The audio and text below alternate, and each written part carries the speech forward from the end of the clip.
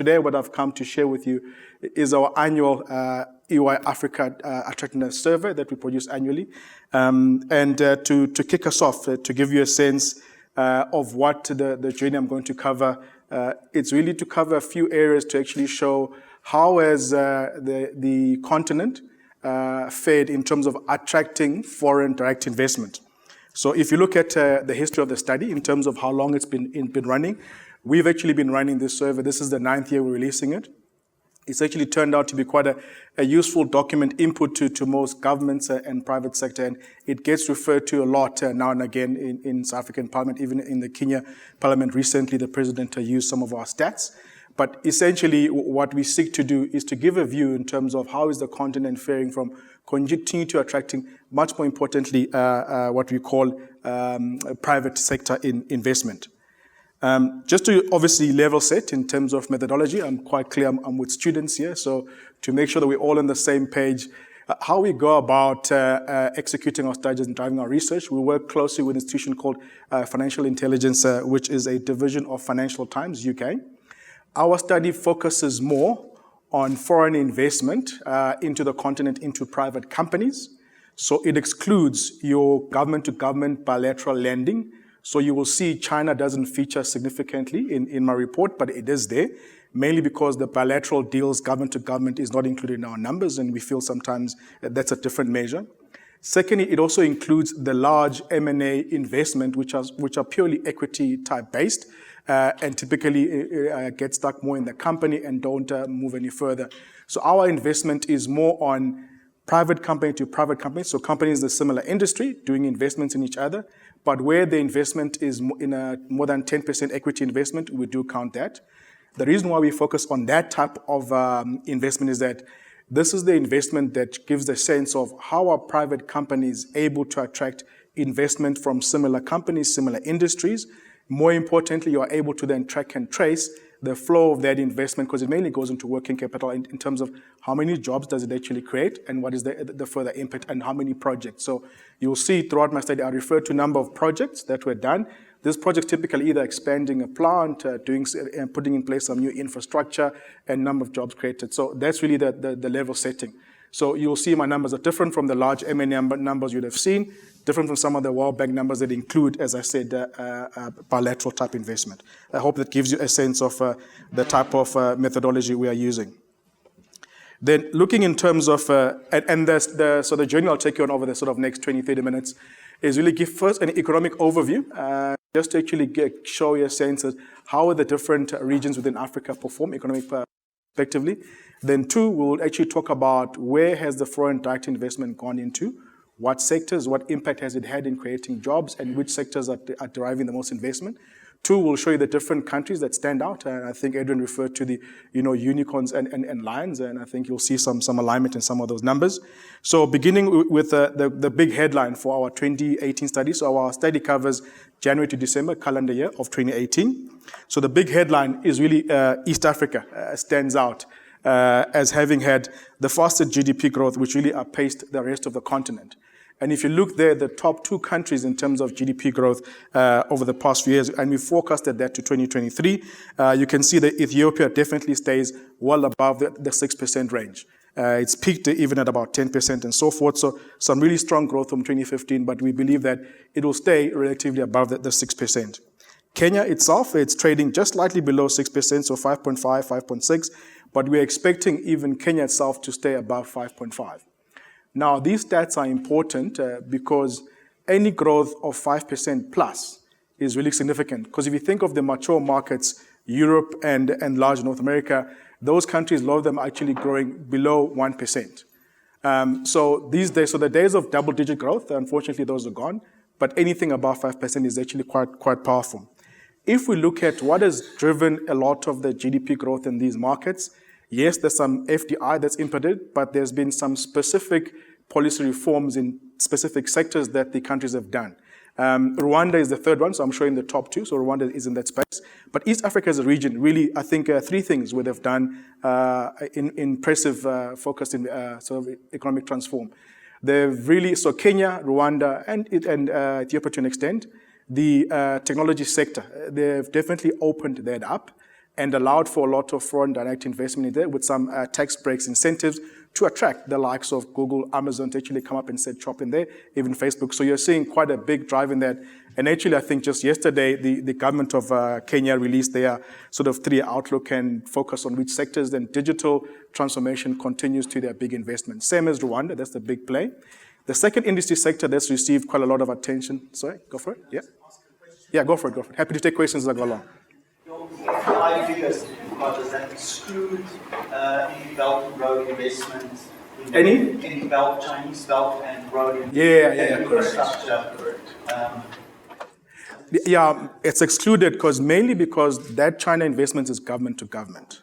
So just to give you a sense, historically, the 2 big investment forms that normally get measured is one, the government-to-government bilateral, which is the large infrastructure investments like into the rail and roads that Chinese have done in that part of the market.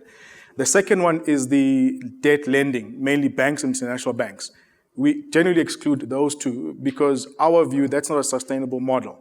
But we measure more company-to-company investment because we believe that that is more sustainable and actually drives more impact. So that's why you'll see our numbers a lot more tempered than the big numbers you'd see. But very great question. So the 2 countries, so that's the 2 stories, so Ethiopia and Kenya, the big one. The last sector I wanted to mention is really the whole tourism and aviation. I think Adrian mentioned how Ethiopia has done quite a lot in opening up its guys and in market.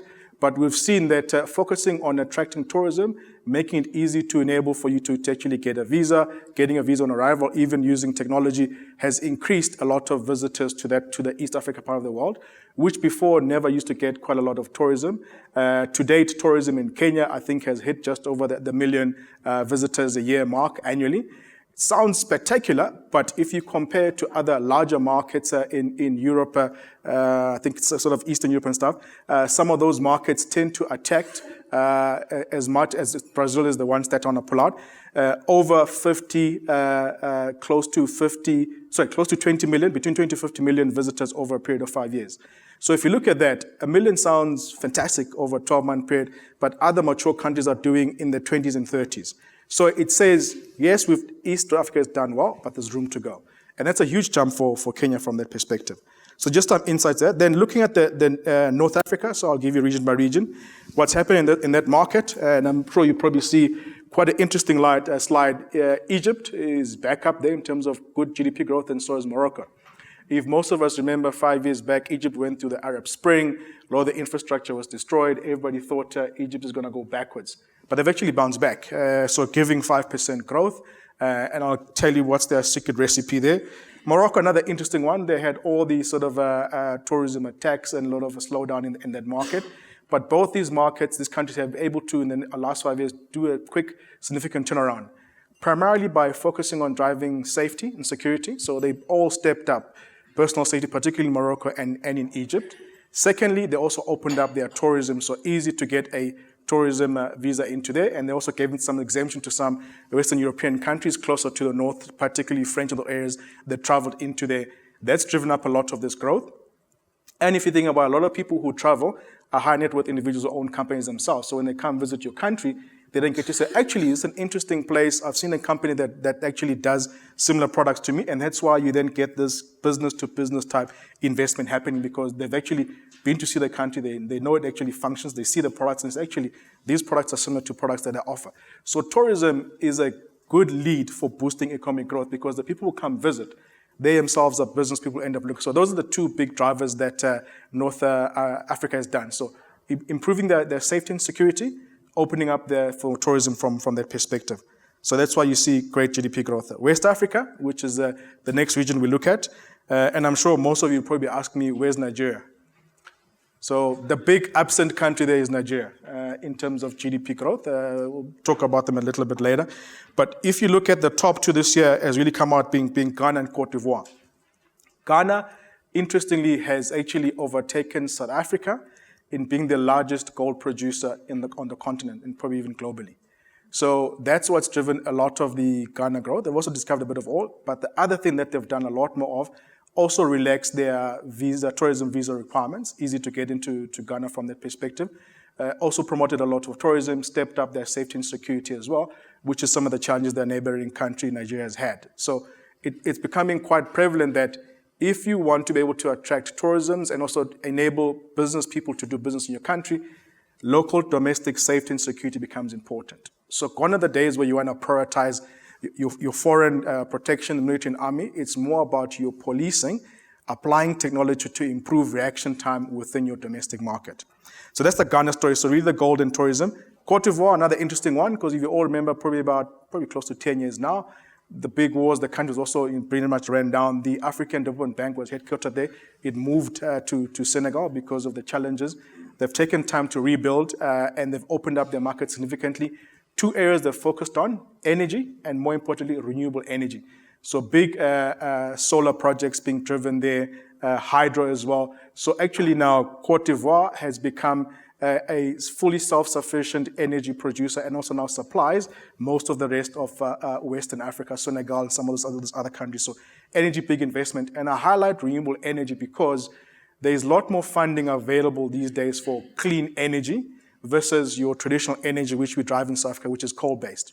And if you look at it, climate activism has stepped up across the globe, and more banks and even international donors and funders are pulling back and investing in non-clean energy production. So clean energy, so your solar, wind, and also hydro is becoming quite popular. That's what Cote d'Ivoire has done. Secondly, they've rebuilt a lot of their roads, rail, and infrastructure, allowing them to export to neighboring countries, also beginning to also transform their airport infrastructure. They're becoming almost a bit of a hub as well for that West area. So those are the two big interesting stories when you look at West Africa in terms of their growth. So obviously, unfortunately, we are in South Africa, so I cannot talk about Africa performance without bringing South Africa into the mix, which is because of its size. It totally dwarfs Southern Africa.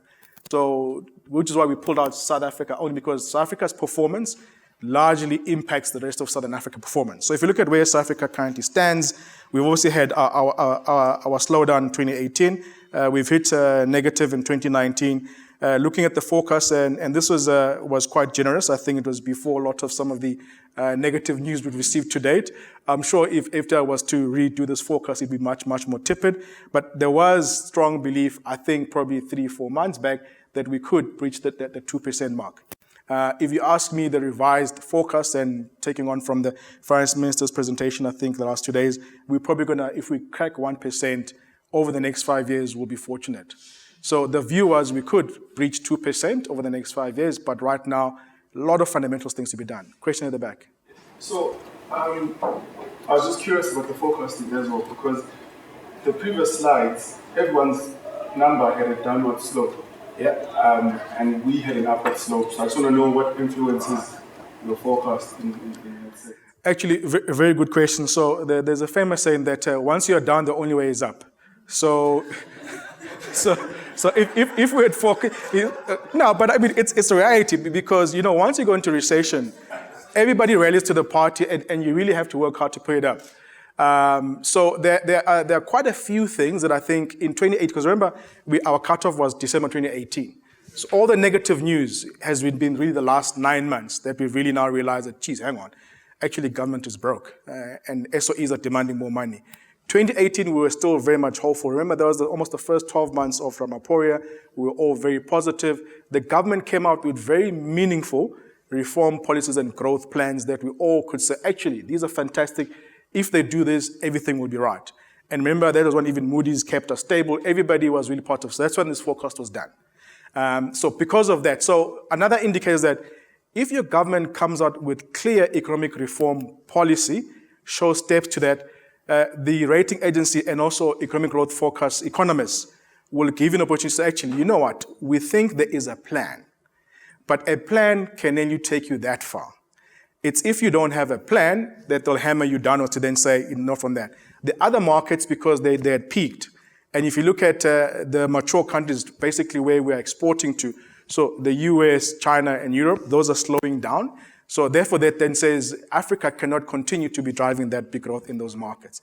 The asset growth, a lot of it was driven more by internal reinvestment in internal things we're going to do. Less dependent on external, but very good question. Okay. So that's the South Africa story in terms of where we're standing.